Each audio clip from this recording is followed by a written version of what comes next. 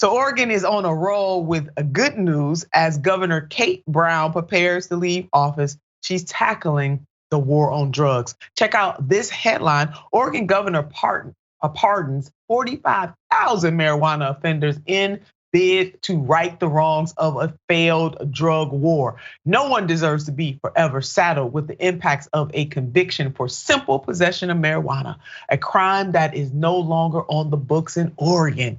And this is coming from outgoing Democratic Governor Kate Brown. You better say that, governor, do that thing. She doing that.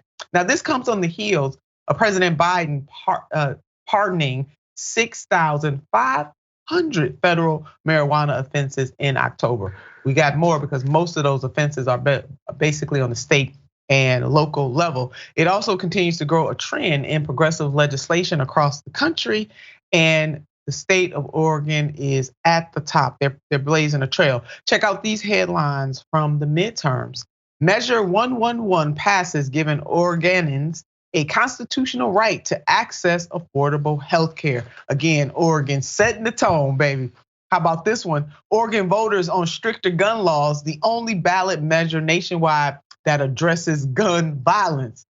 This is just one step forward combating the disastrous war on drugs, and more can certainly be done. This next headline, the federal government should decriminalize marijuana. An ideal federal marijuana policy would reduce arrests while supporting a highly regulated marketplace. Waz?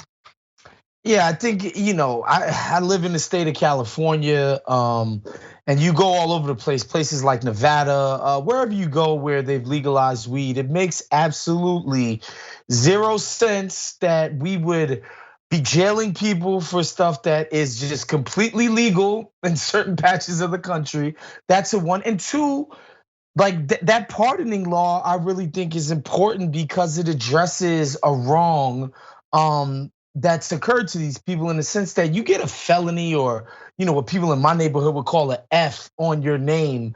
You got to declare that whenever you apply for jobs, and the contradiction and hypocrisy of, we believe that, all right, we sent these people to jail for weed, which is BS, but whatever. We finally let them out. Allegedly, they're rehabilitated. We stick a felony conviction on their record, and now employers have the right to withhold employment from them, thereby making it hard for them to become upstanding citizens again. So this is a beautiful step in the right direction. And like you just said, Nina, obviously, we need a federal lift of the prohibition on marijuana so my weed heads could toke up in peace and not worried about getting locked up, Nina. Yes, all over the country, baby. Let the puff pass begin. So, recent research has shown, because people make all these excuses about why it cannot be done. It can be done, it should be done. We know that the war on drugs had the greatest negative impact on communities of color, particularly the African American community paid a high penalty for that war on drug.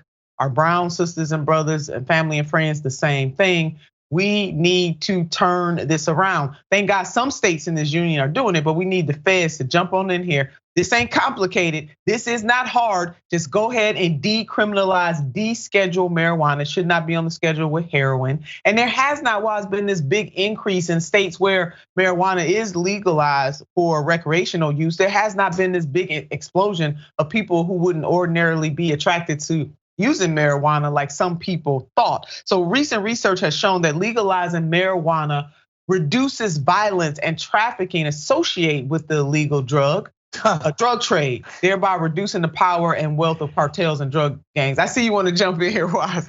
It bears mentioning all the time. Like we did this already. We started a prohibition on alcohol, which invented gangs and a criminal underworld that didn't exist before it. People dying in the streets of places like New York and Chicago, and all of this corruption that went on behind that. We lifted it, and guess what?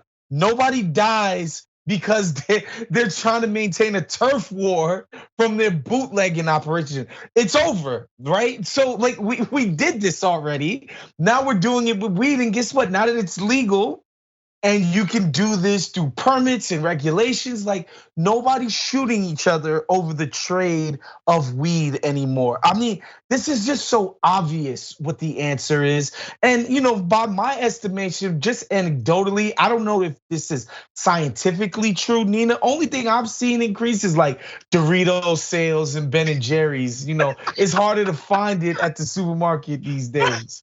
I don't know from experience yet, but I hear you get the munchies. That's what I'm told by the folks who partake. And speaking of Ben and Jerry's, Wise, I just had the incredible Ben Cohen, one of the co-founders of Ben and Jerry's, on the show. Oh, wow, a legend. Almost a month ago, and he tells this story all the time, Wise, about how him and his friends partook in a little puff pass and got caught by the police. And the moral of his story is this: they got charged with littering. That was the charge. They were littering.